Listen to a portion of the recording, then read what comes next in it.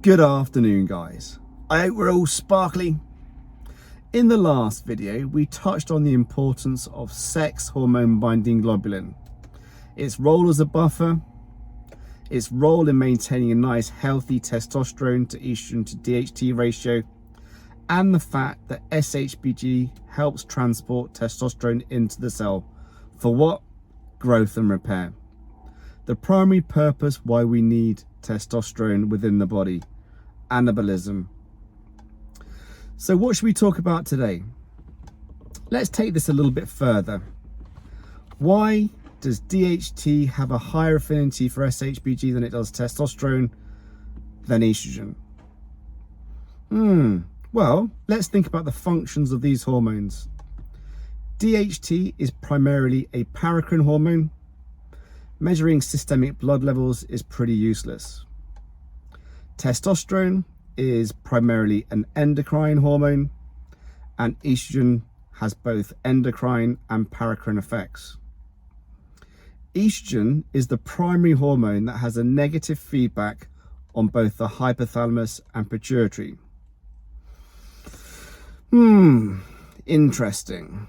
So, maintaining a nice healthy ratio of these hormones is fundamental in maintaining a healthy HPG axis. Now let's extend this further into the fact that they're all anabolic hormones, but they all have different effects on the different tissues. Let's take boobies as an example, because we spoke about the brain before. Right, what's the major cause of gynecomastia in men on TRT? The answer to that question is not prolactin. The answer to that question is 100% estrogen. Let's consider physiology. The excitatory hormones involved in breast tissue development are what? Estrogen, prolactin, progesterone, and IGF-1. Inhibitory hormones include testosterone and DHT. This is why it's super important to have a nice healthy testosterone to estrogen ratio. Some guys are more predisposed to gyno than others, but we need to maintain a healthy ratio of all of these hormones for what? Growth and repair, to help maintain homeostasis. This wonderful concept of balance. Right, gyno. It's not prolactin. 100% it's not prolactin in the vast majority of cases.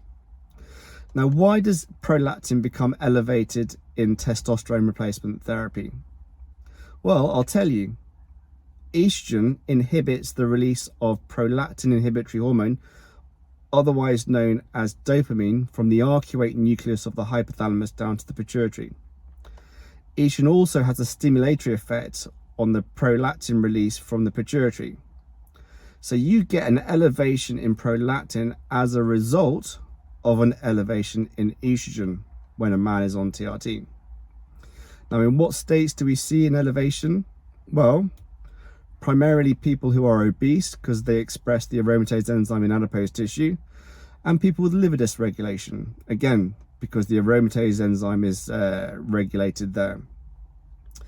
There's also a small proportion of guys who don't seem to have any issues with those two factors, who also have a propensity to excess aromatization. We also see it in poorly designed TRT protocols, which is why we subscribe to microdosing, using the minimum effective dose in the correct way, and that is a daily injection of test SIP. Not every other day, not every 3.5 days, not every 7 days. These other methodologies can work, but they are not as effective as daily microdosing. Fact. It's clearly explained in the microdosing article that I wrote with Joseph Hernshaw, my medical researcher. I'll put a link to that in the comments section. Have a read. If you don't understand it, then it's all about how you feel. It's all about how you feel and maintaining normal physiology. Do no harm. Because obviously with excess testosterone, you get an excess of dopamine, which eventually downregulates. An excess of estrogen increases serotonin. So you have this complex relationship that you do not want to distort. And what do? We're idiots, aren't we? We distort it. So all of my guys are microdosing, all of them. So SHBG. What happens when you have high SHBG? Well, it's the same thing that happens when you have low SHBG. You essentially dysregulate the ratio of DHT to testosterone to estrogen, and your sense of well-being is compromised. High SHBG, as I've already said, we tend to see these in acute stress states, calorie deficits, and when people are not eating enough. Whilst I am a fan of time-restricted eating, if you follow the diurnal pattern of your male androgen profile, understanding that testosterone spikes and cortisol spikes in the morning for you to be physically active, to go earn your reward, which is what? Food, then you will recognize that time-restricted eating makes sense from a physiological perspective. However, if you place your body under stress, it will react. And what sometimes happens is you see a raise in SHBG because your body's wanting to grab hold of that testosterone, transport it into the cell for growth and repair. So what are you going to do? Reverse those things. Reverse your stress, eat more calories, and don't have such a wide gap between meals. What else can you do? Well, some guys have success from taking boron. Some guys, limited, have success from stinging root nettle. What else can you do? Well, lifestyle wise, you want to maintain a healthy liver, because the two pathologies that spring to mind when you talk about an elevation in SHBG are liver dysregulation and hyperthyroidism. So liver dysregulation, what's the primary reason why people's livers are dysregulated? Well, you guessed it, disappointingly booze. An unhealthy lifestyle, putting crap in your body, you are not using your liver effectively. It's going to detoxify everything and anything to a degree, but you keep stressing it, it will become dysregulated, and you will have an excess propensity to aromatization, and you will also create more SHBG. The thyroid, hyperthyroidism, a hypermetabolic syndrome. The indirect effect of this on SHBG is an elevation. So if you correct the hyperthyroidism, you can hopefully modulate your SHBG back down to normal. There are some genetic conditions. Alpha-1 antitrypsin deficiency is associated with an elevated SHBG. What can you do about that? Well, you've guessed it. So what do you do with these guys who have paradoxically superphysiological levels of testosterone due to an elevation in SHBG and a normal free testosterone? These guys do not feel good. Look to causation. Once you've addressed causation, approach a clinic again that knows and understands physiology. Low SHBG, I'm talking to the chunky monkeys now. So this tends to be a problem in men with hypometabolic syndromes, hypothyroidism, metabolic syndrome, and type 2 diabetes. So if you can convert that and make yourself healthy, me speak English, if you can reduce weight and maintain a nice healthy physiological status from healthy living, eating the correct foods, and adopting a healthy exercise regime, you can hopefully increase your SHBG.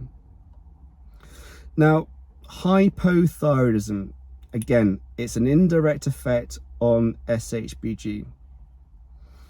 Well, interestingly, we have trialed low dose levothyroxine in somebody who has a low SHBG, and we have seen an increase in SHBG as a result. Now, this is to be used with caution, because hyperthyroidism is no fun. What are we trying to do? Maximize anabolic hormones. So if you give levothyroxine and create a hypermetabolic state, so a catabolic state, you are contradicting yourself. But you can try and modulate it with levothyroxine.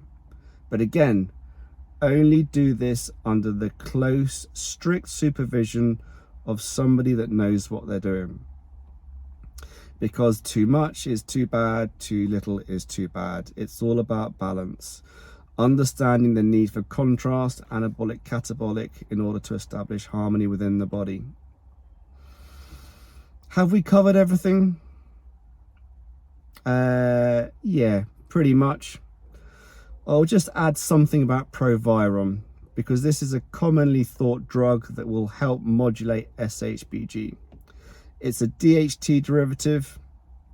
Disappointingly, in the vast majority of patients, it does not have the required effect. Whilst it should mean that it improves the testosterone to estrogen ratio, anecdotally, we've found the opposite to be true. So while some people do see a temporary improvement in the sense of well-being, it's often very short-lived. So testosterone, DHT, estrogen, all incredibly important to having the right ratios. Using a DHT derivative, with estrogen being the primary factor, then testosterone, then DHT on this negative feedback mechanism, you'd think it's not going to have a catastrophic effect on your hypothalamus and pituitary. However, disappointingly, Proviron does seem to be a one-way road to TRT. So, medicine, it's not the first line. The first line is lifestyle, diet, exercise, then hormonal health, then modern medicine.